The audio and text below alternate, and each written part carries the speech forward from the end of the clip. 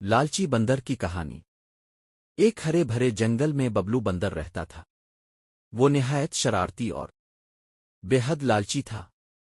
جنگل کے باقی جانور آپس میں پھل بانٹ کر کھاتے تھے، لیکن ببلو ہمیشہ سب سے پہلے پہنچ کر کیلے اپنے پاس رکھ لیتا، آم چھپا دیتا، اور جو بچ جائے اسے بھی دوسروں کو نہ دیتا۔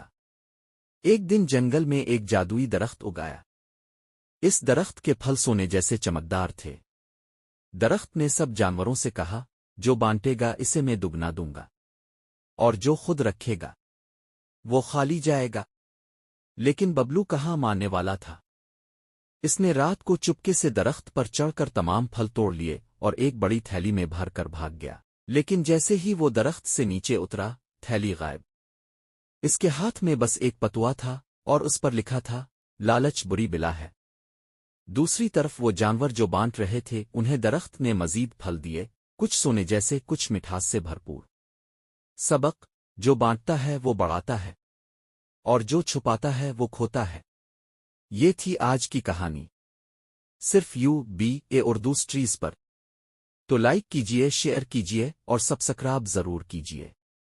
اگلی کہانی تک اپنا خیال رکھیے گا۔